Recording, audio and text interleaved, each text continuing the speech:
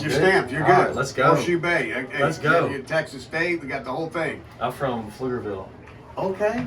Yeah, so, We're right there. we know Austin. That's right. No, and Ben actually went to Temple Junior College too. Yeah. Did you really? I've mentioned it. You haven't heard it? We mentioned it a few times, yeah. Yeah, I went there for, Crazy. my parents live in Temple now. Okay. Yeah. Okay. They I had know you moved, went but there. I went there for engineering, and then I switched my summer before. Got transferred to Texas State, and we've been doing sports media ever since. No, you guys do a great job. I mean, I'm telling you, you got the one camera angle here. You sit down there and Ground ball over to short. Parks got it. Backhand over to first to Spooner. That's the first out of the inning. I mean, we appreciate you joining us and coming up here in the booth. We know you're pretty comfortable, though, behind the mic. I mean, if you don't know intentional talk, I know me and Ben know exactly what it is. Been running for over a decade on MLB Network.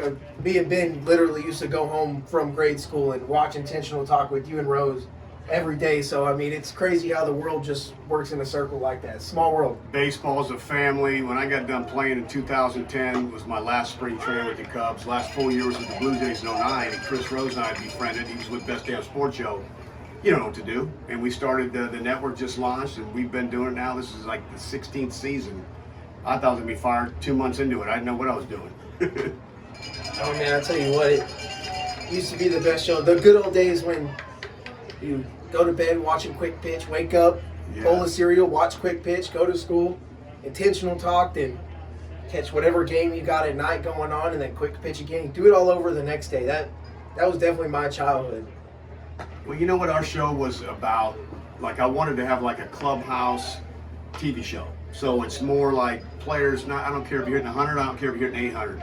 Pitchers, I want you to come on and tell us something. So we started out with doing like, the rapid fire, who's the cheapest on the team, who's the worst dressed on the team. So it started out with it's for the players, 8 to 10 minutes.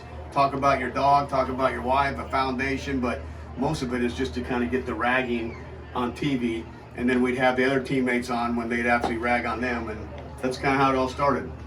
Who do you think was your favorite guest on the show? I know there's been so many. Hey, Johnny Gomes brought Stephen Vogt, who's the manager of the Guardians, on, and he said, hey, he was a backup catcher with the A's at this time. Johnny Gomes is absolutely hilarious. This one's going to be blooped into right center field. Babcock giving chase. He's got it, 2 gone in the inning. So we asked about bringing this guy, Stephen Vogt, on. I'm like, absolutely. He's like, dude, he does a great skit with the referee.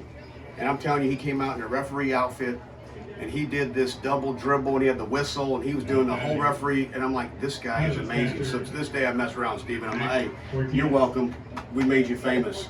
And this guy, I tell you what, he was unbelievable. Johnny Gomes, Adam Wainwright was always fun. A lot of the offseason, we used to go year-round, so we'd have a lot of the home stuff with the kids jumping on you, and you get 3 kids. And I remember Wayno had all his daughters trying to do a live interview, and just it makes it real. The one thing about what you got to do, like, we're going to make mistakes. It's okay. Life's about, so sometimes we get in front of the camera like everyone's being perfect. No, it's real. We laugh at ourselves, you self-deprecate, and I think that's what the organics is about, doing stuff like this and what y'all do. This one's blooped over in foul ground. It will go out of play. 1-2 now the count to Cortinas here. I mean, yeah, man, I imagine, right, you play in the big, so you know a lot of big leaguers, but then you're not playing anymore, and intentional talk allows you to stay involved with the game and the current players. And I have to imagine talking to guys in today's game, it's awesome to just get involved and keep being a part of that baseball family, right? Yeah, it's great. Like, I'm 54 now, so obviously my Rolodex guys are retired. The Nick Markakis and the Big Poppies. So now the Rolodex, you add new ones. Mike Trout, obviously, he's still there. And just getting a chance to this younger generation, the Bobby Witt Juniors, and going to spring training, but just understanding who are dudes. And I think that's the biggest thing in the game right now. We have an analytic-driven type scene, which I'm not a huge fan of, is give me information, but it can't be one-sided. And I think that's got to come back to some baseball guys, like just with your eye test, watching the game. I don't care what your ex velo is. I don't care what your spin rate is. Can you get outs and can you hit? And I think that's the way the game was. And it's not like I was, Ted Williams. I got done playing at 10, but like it's kind of changed to like how you look, and you talk about loading scaps and all this weird stuff. I was like, no, hitting's an attitude. You got to have a makeup when they announce your name.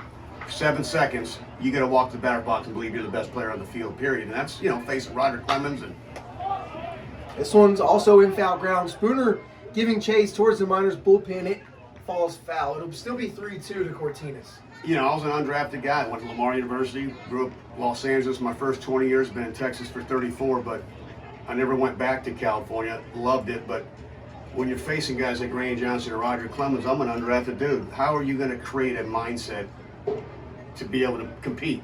And you have to have that. This one's roped on a line. It's going to get down for a base hit in left field towards the corner.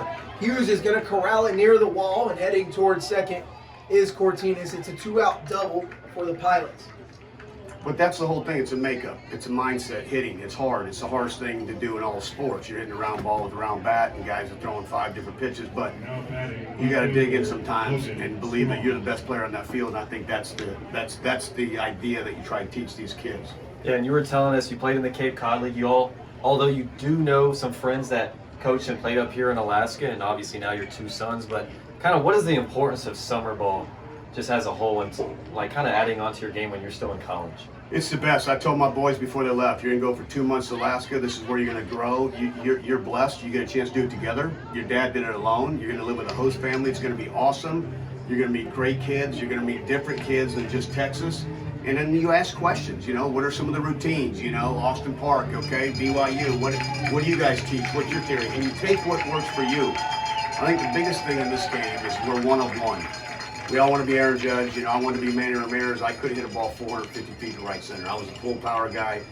But you just take little nuggets and something clicks, and I think this is where you grow in summer ball. This is where I remember facing Billy Wagner, Division III, Ferrum University. Cape Cod. Who is this guy? He's 5'9", throwing 195, whatever it was. But we get caught up sometimes in the Division I, Division III, Division II, and you chase opportunities. If you can start and run running back and be a starting running back at Alabama, God bless you. But why be a 4th-string running back? Wait 3 years to play. Why not just go run the ball at Utah State or somewhere Fresno where you can play? So I always tell kids, chase opportunities where they want you. It doesn't matter where it's at. And I think the game of baseball. Mason Millar was a Division III guy for the Padres, best closer in the game right now. You had Tarek Skubal. Nobody wanted him up in Seattle. Those are what you lean on. I was an undrafted guy, played 12 years, played in independent ball in St. Paul Saints. So I always tell kids, I wasn't a first rounder. I'm a normal sized guy, but it's what you do when no one's looking. It's you dream big and go. And you chase as long as you can.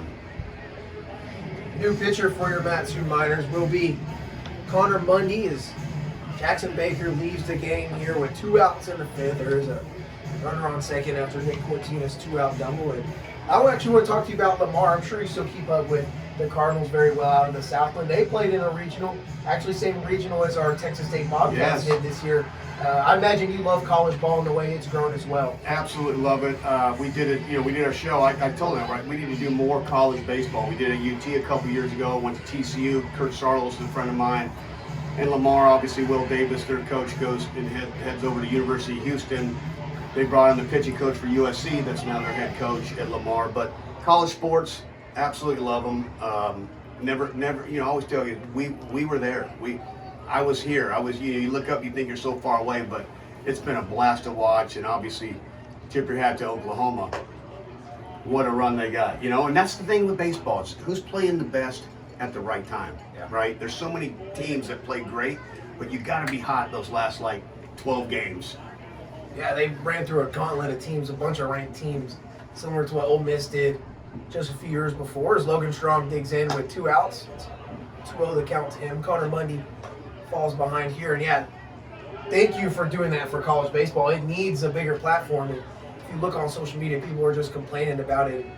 People that have the ability to do that, like you, help grow the game, and it's already grown insanely huge. And I imagine you also want to do that because your sons play college baseball. It's a great game, and you want them to be a part of that as well. Yeah, it's like we have March Madness. It's on NBC and all the major stations. You have college football, but college baseball kind of takes a back seat until the College World Series and regionals, and you get everybody hyped up. So I think the more exposure in the MLB Network that we can give to college, because to know the players, like, oh yeah, I remember seeing him. He's drafted here for the. Here we go. Off the hands right there towards Godfrey. He flips it on the run to first.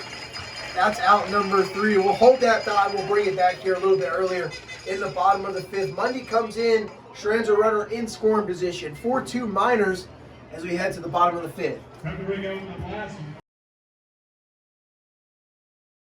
Let's see kayaking in Seward. Then we're going to go back and fish later this month.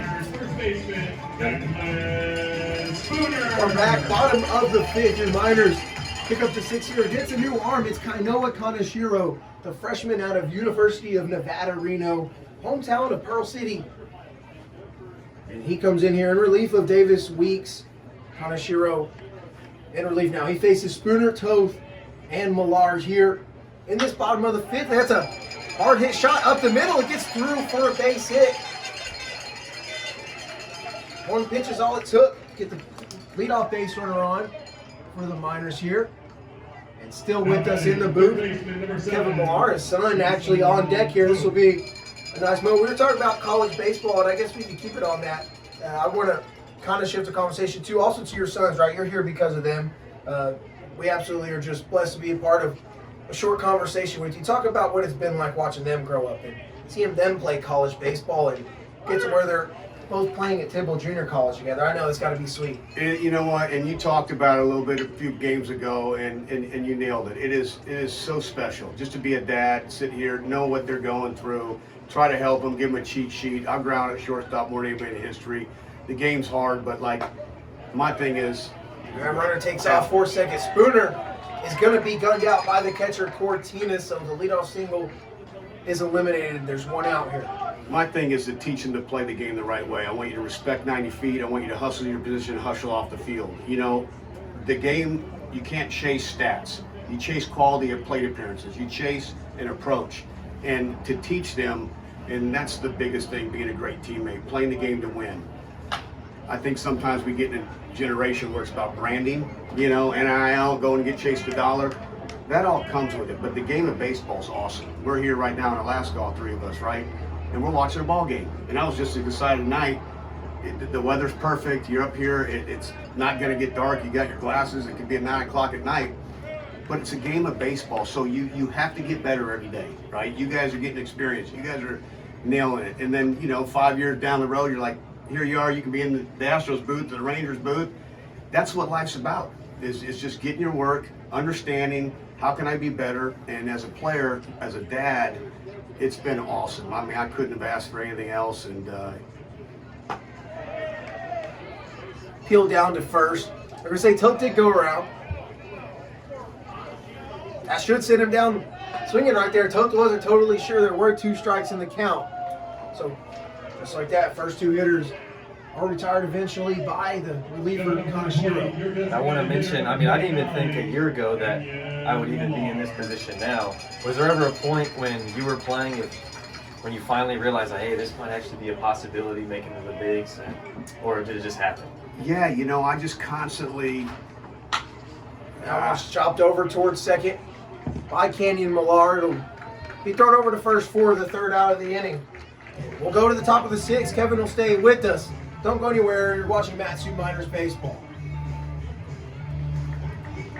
It's funny, an approach with nobody out, with nobody on, is such a different thing with guys on. Like, it's like you get up with 2 outs, you get nobody on. I mean, I remember you try to juice or you lose that focus. And so that's the thing with us, right? Like, you guys got to understand, you're walking that plate like it's a Navy SEAL. It's your last at bat. You have to stay in the moment. Like right there, I'd ask him, the results aren't the thing, because you're going to learn. But I would ask him, like, what were you thinking at that moment? Were you looking at fastball middle away, middle in? Am I trying to drive something? Okay, you threw a changeup. Cool, you roll over. That's going to happen. But those are the questions I ask. It's not always result oriented. I want you to understand and grow, because it doesn't matter if you hit 100 or hit 900. I want you to grow every day and just understand what's he trying to do. Okay, a guy in third base, base open, big lefty up. Okay, what's he trying to do to you? Are you gonna, you can ambush 0-0, but then we got to put our eyes out and over the plate and maybe sit soft and drive that guy in. Tony Perez told me, driving 100, you got to drive them in, not yourself. Once you learn this, you stop trying to hit home runs, they come. But driving and hitting an approach in that middle of that field is your approach. That's how you become a good hitter. I mean, it always stick with me. So it's interesting because I'm not the dad that thinks it's easy. I'm the dad that wants to understand what were you thinking. It's okay. We're gonna have 0 for 4s, we're gonna have 0 for 5s, we're gonna have 0 for 10s. How do we get back on the train? Right? Simple. Inside out, get a knock, good walk, whatever it takes. That's crazy because all the people here saying he gets told one time, it was probably a week or two ago, maybe 3 weeks ago. He had a terrible round at BP, 5 bad swings, and then LeBron's like, yo, swing with intent. Yeah. Home run. Home run. Yeah. And then It's just like can't- we're trying to just be hit too it. cute. Yeah. You don't be cute. Because he knows he can hit it out and he wants to. But That's then right. when it's just for people mentally, you simplify the game. That's And right. Number 11. Ready? Lane. top of the 6 here, Connor Mundy back out there. He will see 8-9-1 of this Pilots order. 4-2 minors. Here, Blaze will lead it off. Mundy gets ready to go. First offering here in the inning. In there for strike 1. And Kevin Millar has been so kind to stay with us here for another half inning. And as we were talking kind of about your son, and then that got cut off. He kind of went down. That was 3 up, 3 down for the minors pretty quick there. But just again, what is it like for you as this one's fouled off and out of play? Just getting to watch two dudes that, I mean, you care about so much grow somewhere cool and this far away. It's a unique experience to grow in the game too.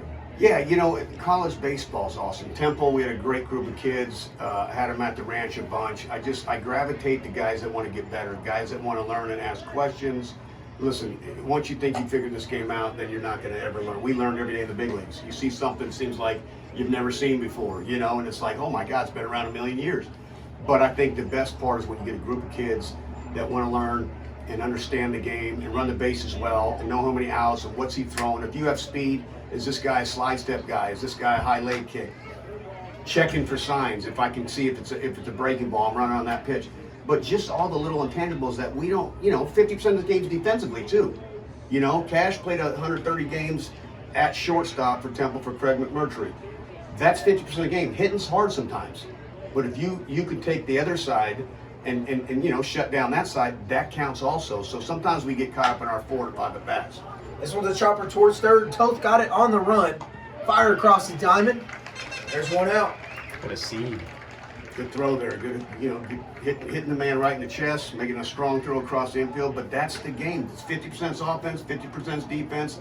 Pitchers got to do their job. We got to do our job. Try to give 27 outs, not 32 outs a game. And it's just always just slowing the game down, and that's the difference. The great ones slow the game down. Derek Jeter in big situations, right? Seems like he was just taking a nap, or Tom Brady, you know, they just take a nap. This one's hit in the air towards the right side. 3 minors giving chase. Babcock and Spooner will see it drop for the first strike to Dodds. And want to go in the chat. Our boy Ian has a question for you. He's got 2. I'll go with the second one because it's media oriented. What's the most important thing to you preparing for a show or calling a game? Because you did do color for the Red Sox at some points, right? Yeah, so I did about 20 games a year. I did 10 this year, but listen, it's being prepared. It's knowing. There's times when, you know, you might not get a chance to watch all the highlights or quick pitch. I do watch quick pitch. What are some nuggets? Yankees, you know, got swept by the Red Sox 4 straight, so you have those nuggets, and you kind of go in who's hot, who's cold. But the big thing, and like you guys, is the preparation, understanding a little story on the side. That Vin Scully, I grew up a Dodger fan. I mean, he could literally paint a picture. So your job's to, like, where's the kid from? Like, what are some activities off the field? Oh, you Mookie Betts, he's bowled 7 300s, you know, like he's a bowler. He's got 10 or 12 balls. Another one.